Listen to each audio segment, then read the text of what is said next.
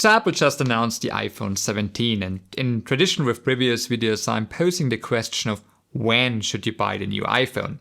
And the short answer, of course, is not right now. The longer answer, well, I try to be a bit more nuanced here. Alright, let's first look at it from a purely economic standpoint. And here, of course, we know that iPhones, like all phones and tech devices for that matter, depreciate a lot in the first year. Quite similar to cars, actually. Therefore, buying brand new is never a good idea.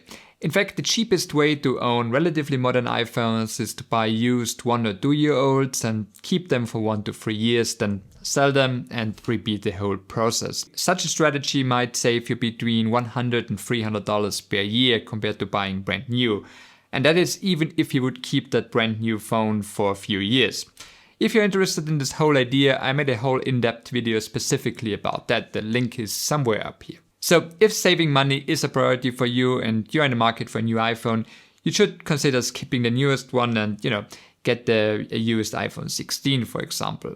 Now, of course, all these considerations about saving a couple $100 over a 2 or 3 year time frame. And for me personally, that is a considerable amount of money. But of course, your mileage may vary. And I fully understand that for you, it might not be worth thinking about getting a used one and then selling your old one and so on. And that is totally okay as well. Okay, so now that we know that you save a good chunk of money when avoiding the newest iPhone, let's look at what you're actually missing.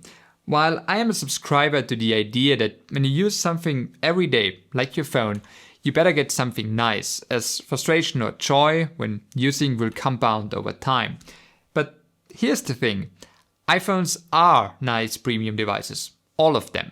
And fundamentally for the average user, the experience is very, very similar between older models and the newer ones. I mean, I still use a dented and scratched iPhone 13, and while I'm not the heaviest user, I am, well, unfortunately I want to say not a light user either. But the thing is, I do what most people do. Messaging, doom scrolling through social media, FaceTiming, the odd phone call, some snapshots here and there.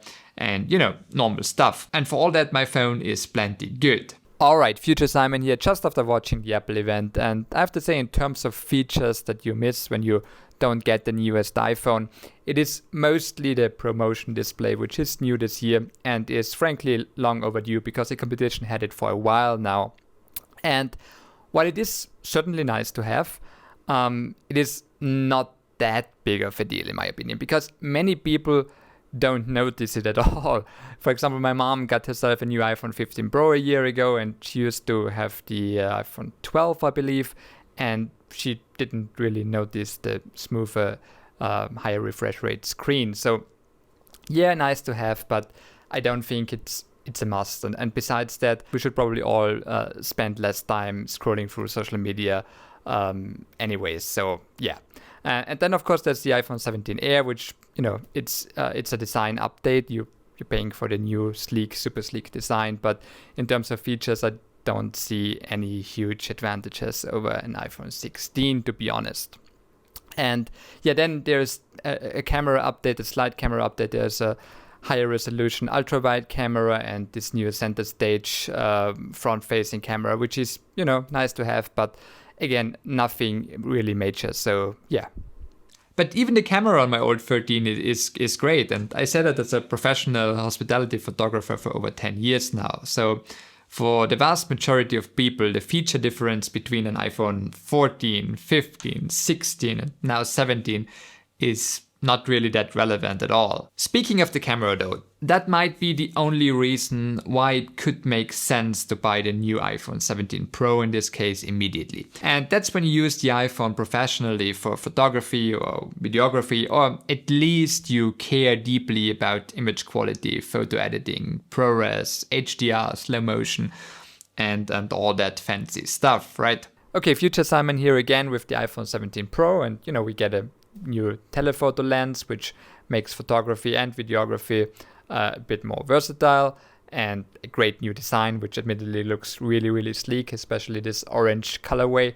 And the best feature, in my opinion, it is ProRes RAW, the ability to shoot in ProRes RAW, which makes the iPhone 17 Pro an even more capable pro video device, which is quite frankly amazing, because when you think about it, still proper cameras in the $2, $3, $4, $5,000 range aren't able to do that most of the time. But even then, A, you should really know exactly what the standout feature is and how you'll use it and why.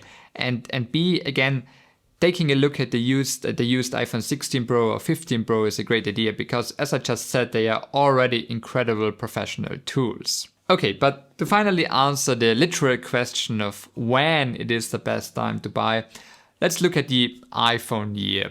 So if you're buying new, the year starts out red right after the announcement in September, of course. This is obviously not the time to buy. Then we hit Black Friday in November, where we might see some discounts, some carrier deals and whatnot.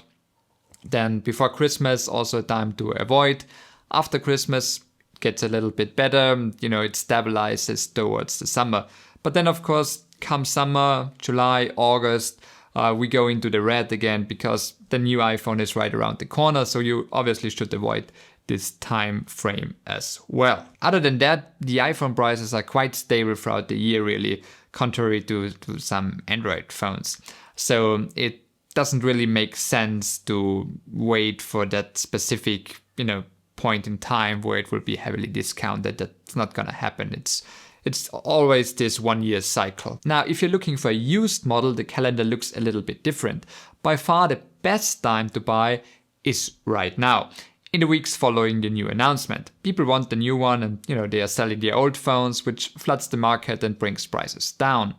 The second best time is often right after Christmas, when people start selling unwanted gifts. So what's the conclusion then? It's actually pretty simple. If you need to buy an iPhone and you don't care about having the absolute latest features, get yourself a used or refurbished iPhone 16 or 15 in the coming weeks, as used prices are dropping massively right now because of the new 17. If for whatever reason you really want to buy the new iPhone 17, I would still suggest waiting a couple of weeks, maybe see if you can get a good carrier deal or, hold out hope for a Black Friday deal at some point. Alright guys, that's it for today. Thank you very much for watching. If you liked this video and found it helpful, please give it a thumbs up and consider subscribing. Alrighty, cheers!